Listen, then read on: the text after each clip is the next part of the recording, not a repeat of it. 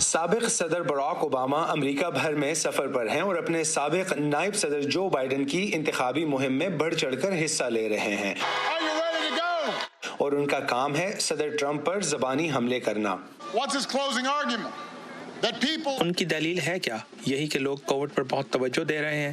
Covid وہ شکایت کر رہے ہیں اور انہیں میڈیا کی طرف سے کووڈ کی کوریج پر حسد ہو رہا ہے۔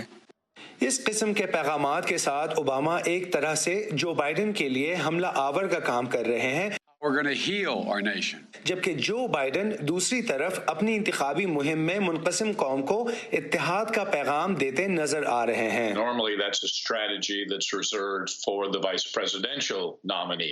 عام طور پر یہ حکمت عملی نائب صدارتی امیدوار کے لیے پلٹ سکتی ہے، لیکن جب آپ کے پاس براک اوباما جیسا حملہ آور ہو جو اس قسم کا کردار ادا کرنے کے لیے رضامند بھی ہے، کیونکہ وہ لوگوں میں بہت مقبول ہے اور کملا ہیرس سے زیادہ جانے پہچانے جاتے ہیں، اس لیے یہ ایک مناسب قسم کا اقدام نظر آتا ہے۔ دوسری طرف سابق ریپبلکن صدر جارج ڈبلیو بش نے صدر ٹرمپ کی انتخابی مہم میں حصہ نہیں لیا۔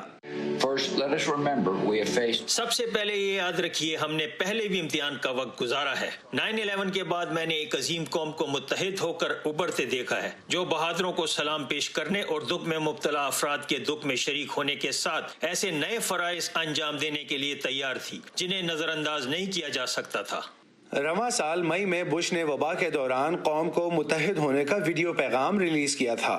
ٹرمپ نے اس کے جواب میں ٹویٹ کی تھی اور تنقید کرتے ہوئے کہا کہ سابق صدر نے ان کے مواخذے کے دوران ان کا ساتھ نہیں دیا۔ ان کی انتخابی مہم اب اپنے بالغ بچوں ڈان جونیئر، ایرک، ٹفنی اور ایوانکا ٹرمپ پر انحصار کر رہی ہیں۔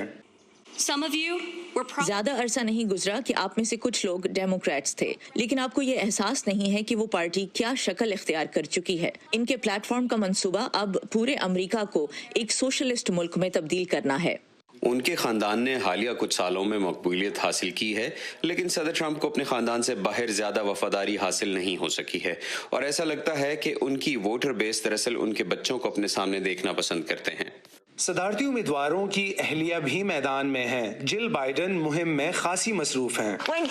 جب جو بائیڈن صدر ہوں گے تو آپ کو خبریں پڑھتے ہوئے پریشانی میں اپنا سر نہیں ہلانا پڑے گا۔ اسی دوران خاتون اول ملانیا ٹرمپ بھی منگل کے روز پہلی بار کووڈ-19 سے صحت مند ہونے کے بعد مہم میں سامنے آئی ہیں۔ جب ہماری فیملی کووڈ-19 سے متاثر ہوئی تو آپ سب نے بہت پیار اور حمایت کا مظاہرہ کیا، اس کے لیے شکریہ۔ ہفتے کے روز ایک اہم سوئنگ سٹیٹ مشیگن میں اوباما جو بائیڈن کے ساتھ ہوں گے، جبکہ صدر ٹرمپ اس سے ایک دن پہلے جمعے کو مشیگن، وسکانسن اور منیسوٹا کا دورہ کریں گے، جہاں ان کے ساتھ ریپبلکن امیدوار ہوں گے جو سینٹ کی سیٹ حاصل کرنے کی کوشش میں ہیں۔ پیٹسی بوڈیکسوارا کے ساتھ Imran Jadoon, voice of America.